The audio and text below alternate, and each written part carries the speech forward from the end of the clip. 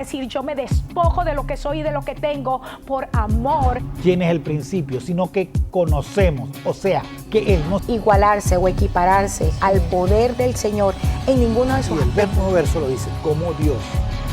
Dios.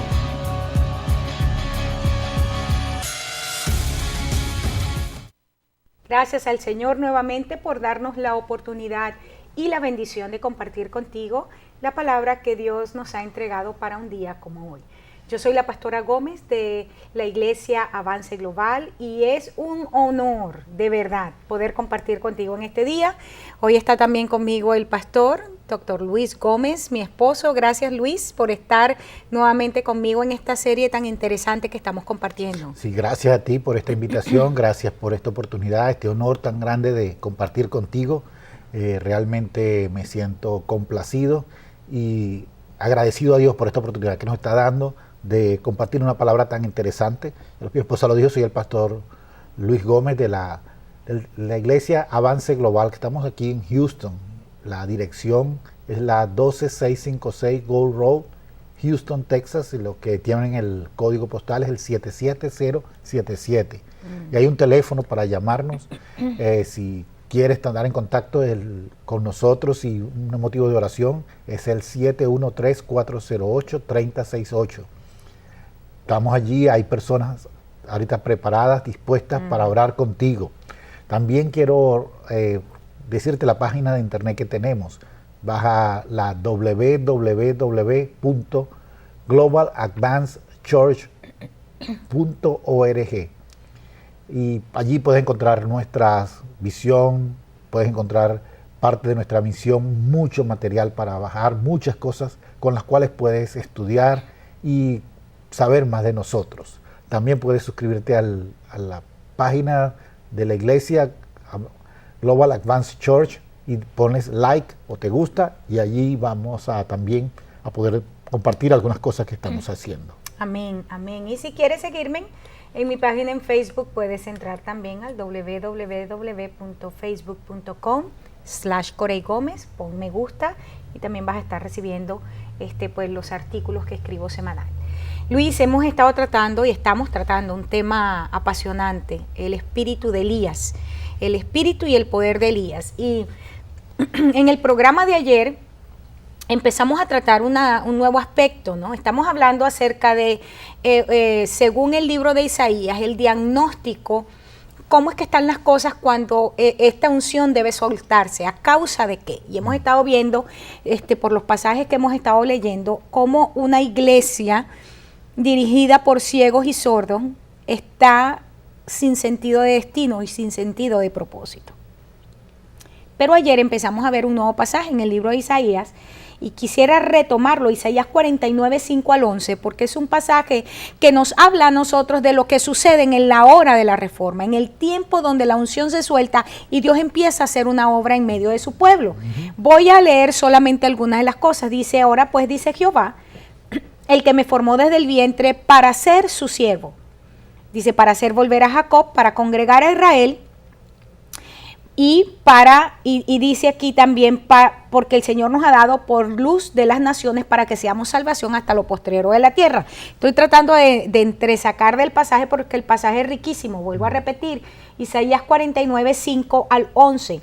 Y mencionábamos ayer, Luis, a partir de este pasaje, que lo primero que Dios empieza a hacer, después que habíamos visto el diagnóstico de una iglesia que está atrapada en cavernas, que está escondida en cárceles, despojada, y no hay nadie que declare, tú vas a ser restituida o tú vas a ser restaurada. El Señor empieza a decir, yo a ti te he levantado como mi siervo en un tiempo como este, y te escogí desde el vientre de tu madre, y empieza a darnos, y yo mencionaba ayer, que lo más hermoso es que Dios empieza dándonos ese sentido, ese propósito por el cual vamos a funcionar. Y aquí dice 3 cosas para ser su siervo, que esto nos está diciendo, hay un estilo de vida que tienes que asumir, un estilo de vida que me glorifique, un estilo de vida que manifieste el carácter y la santidad de Cristo. Amén. Para hacer volver a Él, o sea, a Dios, a Jacob. Y yo decíamos ayer que nos está usando el nombre de la naturaleza no regenerada. del que Dios había llamado. Y esto nos está diciendo a nosotros porque hay un mensaje que sigue siendo relevante. Cuando escuchamos en las congregaciones predicadores populistas que no quieren hablar del pecado y dicen, y lo dicen tan descaradamente, no, pero es que la gente si tiene tantos problemas, yo no le quiero seguir hablando de sus problemas. Sí, pero la única manera de nosotros llegar a la posición de gobierno, Jacob, es primero atacando esa naturaleza no regenerada de Jacob, y es haciendo que nos encontremos con el Señor para que el Señor pueda transformarnos. Entonces, decíamos, nos habla entonces de un mensaje, que era el mensaje de Juan: arrepentidos y convertidos porque el reino de los cielos se ha acercado. Cambien su manera de pensar, cambien su manera de vivir, sean transformados por el poder del Espíritu. Y tercero, es para congregar a Israel, que decía entonces ahora sí es la naturaleza regenerada del llamado, la naturaleza regenerada del escogido. Y la palabra Israel significa uno que gobierna como Dios, entonces tiene que ver con poder, una vez que nosotros podemos confrontar por la palabra al pueblo con la naturaleza caída, con esas áreas que tienen que ser transformadas, nunca dejar que pierdan de vista el hecho de que Dios nos ha escogido como reyes y sacerdotes para gobernar juntamente con Él. Amén. Sobre la tierra. Sí, y dos cosas claves aquí que quiero resaltar. Una es el ser volver a Jacob. Necesitamos ser una iglesia que lleve al pueblo, porque Pedro nos dice que el Señor quiere que todos procedan al arrepentimiento. Amén. O sea, que Dios tiene una posición de gobierno para cada uno de nosotros, empezando desde Adán, a darle posición de gobierno. Entonces dice, pero es que hay alguna gente que no tiene llamado. No, Dios tiene llamado para todos. Amén. Pero después dice, para congregar a Israel. Esta es una definición de la iglesia, porque Israel significa que el que gobierna con Dios, y una congregación de gente que gobierna con Dios. Está hablando de la iglesia, porque la iglesia, el término eclesía, significaba aquellos que tienen el poder de tomar decisiones de gobierno. Exacto, los escogidos para gobernar. Escogidos para gobernar, que podían pregonarlo en la calle, una declaración gubernamental. Entonces, cuando entendemos que nuestro propósito es poder llevar esto a la iglesia, nosotros estamos determinando claramente cómo la iglesia va a empezar a presentarse delante del mundo. Podemos seguir siendo mediocres. En la crisis de liderazgo mundial, donde por lo que está sucediendo alrededor del mundo, estamos viendo en un año como el 2012, donde por lo menos 25 naciones van a estar eligiendo presidente, donde se van a estar tomando decisiones que puedan cambiar el curso de la historia. ¿Por qué? Porque son tiempos donde gente que no son las más apropiadas pueda tomar los gobiernos. Y aún naciones que no esperaban tener cambios están teniendo cambios. Hemos visto la muerte del dictador de Corea del Norte. Hermanos, este es un tiempo poderoso cambio, y por eso cuando somos una congregación de los que gobiernan con Dios, entonces podemos pasar a la siguiente faceta de este verso. ¿Para qué nos puso? O sea, Dios no se quedó, no es suficiente solo esto. Dice, me parece que es poco, déjame darte algo más. Y empieza a darnos algo más. Luz para las naciones. Amén.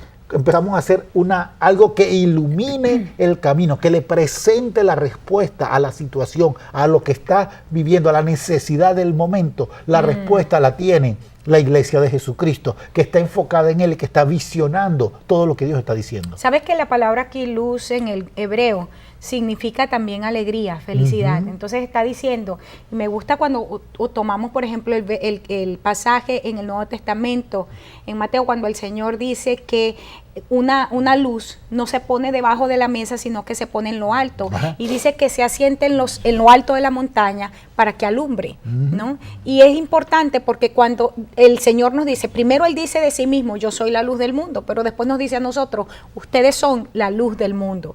Y no pueden estar debajo de la mesa, no pueden estar allí escondidos, agazapados con temor. Por eso es que es necesario congregar a Israel, por eso es necesario concientizar a la iglesia de nuestro rol eclesía. Cuando Jesús utiliza el término en medio de la opresión del Imperio Romano, lo estaba utilizando a una sociedad que sabía el término. Exactamente, que conocía la terminología. Nosotros somos los que tenemos problemas porque, vamos a decir, nos desfasamos. Pero estaba hablándole a un pueblo que entendía lo que era eclesía, porque era un término justamente de los romanos. Era el grupo de personas encargados que habían sido tomados, sacados escogidos para poder establecer, vamos a decir, para hacer parlamento. Dios ha colocado a la iglesia para que nosotros seamos autoridad, y la gente nos hemos olvidado de este rol. Dice la palabra que Él nos entregó las llaves, dice que Él le quitó las llaves, ¿verdad?, al abismo, al Hades, al infierno, al diablo mismo, pero se lo dio a la iglesia. Cuando le dijo, a ti te doy las llaves del reino, todo lo que ates, todo lo que desates en el cielo y en la tierra va a ser hecho. Amén. Simplemente porque hemos entrado, porque entendemos que hemos sido congregados para Dios, para gobernar como Dios, para que la gente pueda conocerle a Él. Y esto es clave en este momento. Sí, por eso es que es necesario tener cuidado con la teología o teologías escapistas que nos colocan estas llaves del reino fuera de este tiempo. Porque el poder del Espíritu Santo está sobre nosotros ahora. Amén. Y la forma de operar estas llaves o estas claves del reino es con el poder del Espíritu Santo. Es viendo lo que dice el Padre, escuchando lo que dice el Padre y entonces operando, soltando la declaración en el poder del Espíritu Santo, en el poder y la unción del Espíritu Santo. Y es por eso que allá en Hechos 10:38 dice que, y este Jesús de Nazaret, que ungido con poder y Espíritu Santo.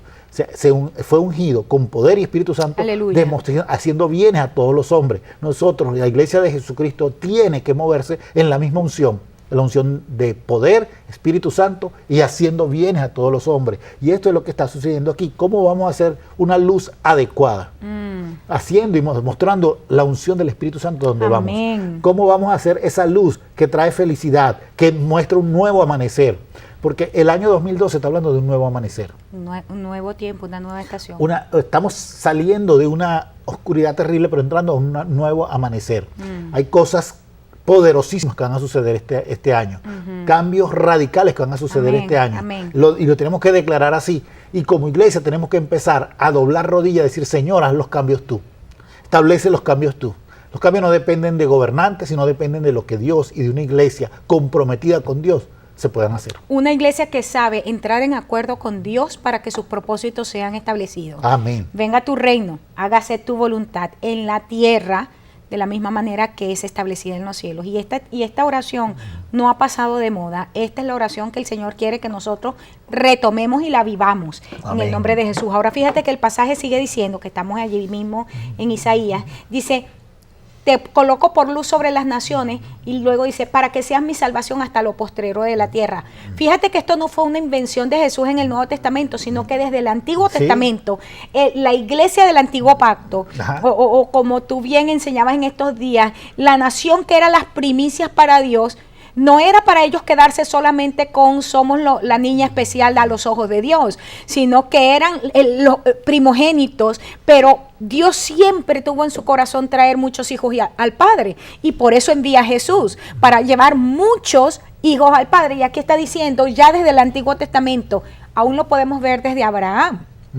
En ti serán benditas todas las naciones de la tierra, no solamente Israel, que todavía no había nacido, porque le estaba hablando a Abraham, que no tenía ni siquiera en forma de semilla a Israel, porque todavía para ese momento Isaac no ha nacido. Y entonces Dios desde el principio está siendo establecido para que seas bendición hasta lo postrero, hasta los confines de la tierra. Y luego vemos un cumplimiento espectacular en el libro de Hechos, cuando el Espíritu Santo viniendo sobre aquellos hombres y aquellas mujeres en el aposento alto, dice, ¿para qué? Para que me sean testigos. Van a recibir poder, el poder lo recibieron, pero para ser testigos, para ser mártires, para presentar un testimonio que estuviese respaldado por las señales, milagros y los prodigios, pero que siempre trajeran gloria a Dios. Sí, y parte especial que es bueno resaltar de lo que sucede en Hechos 2, específicamente, es que la gente pudo comprender en su propio idioma lo que el Espíritu estaba diciendo, que era Jesús de Nazaret es la respuesta para la salvación de esta perversa generación necesitamos. Este es un tiempo nuevo donde una iglesia comprometida, radical, decide, voy a presentar el evangelio de poder. Y yo quisiera escuchar y ver a pastores que decidan en este tiempo Ojalá que estos pastores que han estado con estas visiones humanísticas decidan, yo quiero ser parte de una transformación total de esta nación, de esta ciudad, de este estado. Vamos a hacerlo tan radical que voy a utilizar los recursos que hemos podido recibir o tener, vamos a utilizarlos para que se proyecte un evangelio a tal punto que haya transformación. Porque necesitamos esa transformación. ¿Sabías tú que, Luis, que la palabra aquí salvación que está utilizando, que se está utilizando en este pasaje de Isaías, salvación, es la palabra Yeshua? Pero sabes que esa palabra en el Antiguo Testamento nunca tiene que ver con perdón de pecados. Esta palabra Yeshua significa literalmente prosperidad, salvación, salvador, triunfo, victoria. Y es interesante porque en el Antiguo Testamento, cada vez que se usaba la palabra Yeshua, nunca tenía que ver con la salvación del pecado, sino específicamente está relacionada con la liberación, con la aflicción de la guerra, con ser libres de la servidumbre, con ser libre de los enemigos. Y esta parte es importante. Y una de las cosas que me encontré, que Yeshua, cada vez que se utiliza esta palabra en el Antiguo Testamento, el contexto que está alrededor de esta palabra tiene que ver con regocijo. Es decir, cuando está diciendo aquí, yo no solamente te escogí para que tú me congregaras, declararas salvación a Jacob y para que congregaras a Israel, sino que yo te he puesto por luz para que seas para luz de las naciones y que sea salvación hasta lo postrero de la tierra. En ese contexto, automáticamente cuando se usa Yeshua, es como que se está soltando el coro angelical en los cielos y haciendo una declaración de gozo porque el Señor ha establecido un ungido. Y en este caso nosotros como la iglesia somos el Yeshua de Dios para que hasta lo postrero de la tierra sea conocido que solamente Jesucristo es el Señor, que solamente nuestro Dios salva y que solamente nuestro Dios reina. Amén, el establecimiento de esta verdad en un momento histórico como el que estamos es clave para traer esperanza a las naciones. Aleluya. Sí, y casi podría decir que hay muy poco que agregar a todo lo que has dicho, en el sentido de que Yeshua, esa palabra tan clave, se puede ver porque que el Señor hace una demostración clave de esta palabra cuando a Josué, este famoso guerrero, le es cambiado su nombre era Obed, y es cambiado a Josué para simbolizar no solamente al Jesús que había de venir, que iba a ser la salvación para el mundo, sino que iba a empezar a hacer la salvación. Y todo el tiempo que hay una batalla en Israel durante el tiempo del desierto, Josué la dirige y Josué es el que hace esa fabulosa entrada al pueblo de Israel, aleluya, a la tierra prometida de una forma espectacular, hay que decirlo, porque el río Jordán se abre y entonces ahora todo el pueblo que no había vivido, que no vivió todo lo que pasó el Mar Rojo, o que si lo vio de niño y no pudo experimentar algo semejante, a tal punto que le trajo ahí una renovación en su perspectiva de Dios y pudo empezar a hacer distintivos ataques a las naciones que habían allí y tienen la primera victoria, que fue esa victoria portentosa sobre Jericó. That's right. Donde Dios empieza a decir, de ahora en adelante voy a colocar mi temor sobre todas las naciones que están a su alrededor. Y el terror. Dice que el terror iba a caer sobre aquellas naciones. Por cierto que tú que mencionas, ¿no? Porque dentro de los nombres personales en el Antiguo Testamento que tienen esa raíz primitiva de Yeshua, está Josué, que significa el Señor es ayuda, y como bien lo ejemplificaste en este momento, pues Josué se considera uno de los prototipos de Jesús. Pero ¿sabías tú que Isaías también tiene esta raíz primitiva en su palabra? Sí. Y significa el Señor también es ayuda. Bien interesante. Y luego sabemos que Jesús es una transliteración en el griego de Yeshua. La iglesia, nosotros la iglesia, cuando Dios nos entrega, cuando nos dice que vamos a recibir el poder, vamos a recibir la autoridad para poder salir, para ser testigos, y dice, para que vayamos hasta los confines de la tierra. Se va a hacer en Jerusalén, en Judea, en Samaria, pero hasta lo último de la tierra. Entonces esta unción Yeshua ha venido sobre la iglesia. Nosotros somos ese ingrediente que preserva la tierra, pero que además de eso produce gozo a las naciones de la tierra, produce esperanza, no por nosotros mismos, sino por a quien representamos. Sí. Somos embajadores de. Sí, es tan tremendo que aún podemos revisar las religiones como los musulmanes. Los musulmanes han copiado ciertos nombres y es bueno aclararlo aquí. Jesús es presentado como Yisi en el árabe, con el propósito específico de mantener a Jesús dentro del mundo musulmán como un profeta especial, y es así considerado uno de los grandes profetas que ha existido en toda la humanidad, ha sido Jesucristo. ¿Por qué? Porque no pueden dejar a Jesucristo a un lado, pero porque no pueden dejar el Yeshua, la salvación, no puede quedarse a un lado, solamente es a través de Jehová. Pero es interesante porque el nombre Mohammed tiene que ver con el nombre Juan, es el mismo nombre Juan, pero ahora dicho en árabe. Y Juan significa, mi Dios es un Dios de gracia. Dador de gracia, wow. Entonces, cuando entendemos esto, que la unción de Elías es la misma unción de Juan el Bautista, de ese Jehová, que ahora los musulmanes o cualquiera lo presentan como Mohammed. Tú te dices, esta gente, aun cuando digan su nombre, si nosotros sabemos lo que están diciendo, le podemos decir, pero tu nombre está hablando de Jesucristo. Tu nombre está refiriéndote al mensaje más poderoso que ha existido sobre la tierra. Un mensaje que preparó el camino del Señor. El mensaje que prepara el camino del Señor y que dice y que implica que el reino de los cielos ahora está en medio nuestro. Aleluya. Ahora fíjate, vamos a seguir avanzando un poquito, porque encontramos entonces dentro de este pasaje que estamos leyendo en Isaías, que además de todo, el Señor nos dice, te doy propósito, desde el vientre te formé para todo esto que estamos hablando. Pero además de eso, no solamente nos da el propósito, ahora nos regala promesas. Dice, y yo pude revisar aquí varias cosas. La primera promesa es para heredar heredades asoladas. Ahora, ese título tal cual está así, más bien lo que da de repente como lástima. Cuando tú dices, bueno, ¿y quién quiere un rancho que se está cayendo, verdad? Pero todo depende porque ya nosotros entendemos el propósito, ya nosotros entendemos que venimos con la unción Yeshua para traer gozo, para traer esperanza, para traer felicidad, para restaurar, para sacar a la gente de la cárcel. Entonces ahí sí tiene sentido el que nosotros heredemos asoladas heredades, y esto nos habla de áreas de la vida que no están produciendo nada, que una vez fueron barreras para nosotros y ahora se convierten en herencia, no solamente a nivel personal, familiar, pero también de naciones. Sí, y entonces, igualmente tiene que ver con el Salmo 84, cuando nos habla y nos dice que yendo por el valle de lágrimas lo transforman en fuente.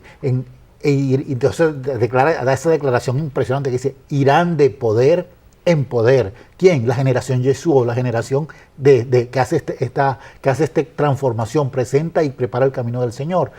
Hereda una edad desolada, pero ¿para qué? Para convertirla en estanque, para que empiecen a fluir y a declarar la vida de Dios, y empiezan a cambiar y van de poder en poder, como dice el Nuevo Testamento, de gloria en gloria, siempre están en triunfo, el que siempre nos lleva en victoria. Entonces, siendo más que vencedores, somos esa generación. Ahora, fíjate que esto es tremendo, porque también tiene que ver cuando el Señor, hablando a través del profeta Oseas, que le dice a la iglesia, te voy a llevar al desierto, y ahí yo te voy a entregar tus viñas y tus heredades y todo esto.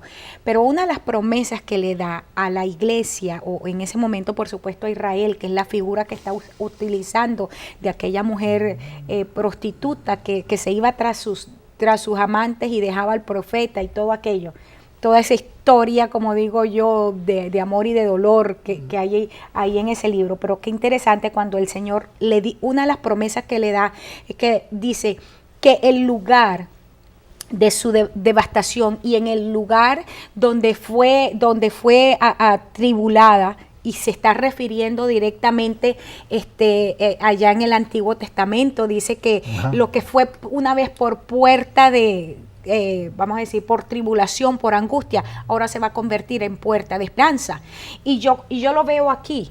O sea, ¿cuáles son esas áreas en nuestra vida que no han producido? ¿Cuáles son esas áreas en nuestra vida que han sido asoladas por el enemigo por generaciones y que hemos heredado por generaciones, por la línea de nuestros ancestros o por el hecho de haber nacido en ciertas naciones con prácticas de brujería y qué sé yo? Y el Señor nos está diciendo, esos lugares asolados que fueron para ti un problema, que fueron para ti una barrera, que eran para ti de maldición, yo te los voy a entregar ahora como tu puerta de esperanza. Y por eso es que vamos a poder cantar desde nuestra juventud y podemos declarar la bendición del Señor. Ya el tiempo se acabó, pero revisar esto desde diferentes perspectivas nos llena a nosotros de esperanza. Sí, y recordar que las promesas de Dios son en Jesucristo, un sí y un amén. No podemos perder de perspectiva esto. Cuando empezamos a caminar, escuchamos la voz de Dios, empezamos a hacer esa declaración adecuada, la declaración no humanística, sino el gobierno de Dios, porque somos ese Israel. Israel aquí no lo quiero ver como una nación, verlo como los que estamos gobernando. No una nación terrenal, sino como los que estamos gobernando. La nación Dios. de los escogidos. Sí, tenemos que verla así. Y entonces, eso nos da todas estas promesas que hay que verlas en Cristo, en ese Yeshua verdadero, el Jesús que vino, caminó en la tierra, vimos su gloria, gloria como la del unigénito del Padre, y hoy nos está sellando estas promesas diciendo son sí y amén. En Él. Bueno, ahora sí, vamos a seguir viendo porque allí solo en ese pasaje está heredamos las heredades asoladas, se les ordena a los presos salir, a los que están en tinieblas mostrarse, a los que están en los caminos apacentados y en las alturas tienen sus pastos, no tienen hambre ni sed, y esas son promesas maravillosas que necesitamos ver, y por eso te quiero invitar a nuestro próximo programa, porque vamos a tratar esos aspectos, por lo menos un poquito detallado, para que entendamos que no solamente el Señor nos escogió, nos dio propósito y nos ha establecido como luz sobre las naciones, pero tenemos promesas maravillosas para nosotros a nivel personal, para nuestra familia, para nuestra descendencia, para nuestras naciones, Luis, y este es el mejor tiempo que la iglesia puede declarar con autoridad que nuestro Señor no solamente se ha mostrado en misericordia y en gracia, sino que su mano no se ha cortado para salvar. Y yo declaro en el nombre de Jesús en este momento que cada área de tu vida que ha sido estéril, cada área de tu vida que ha estado desolada, que ha estado vacía, que ha producido desaliento y desesperanza, yo declaro en el nombre de Jesús que esto ahora en el nombre de Jesús es destruido, y tú miras esos lugares secos, los ves reverdecer para la gloria de Dios. Esos lugares que estaban secos empiezan a llenarse del agua fresca del Espíritu. Yo te bendigo en el nombre de Jesús, proclamo su misericordia sobre tu vida. Y está nuestro número de teléfono, 713-408-3068. Esperamos tu llamada. Que Dios te bendiga y Dios te guarde. No dejes de sintonizarnos en el próximo programa. Te esperamos. Lucha hasta que veas el propósito de Dios. Que hemos tenido una relación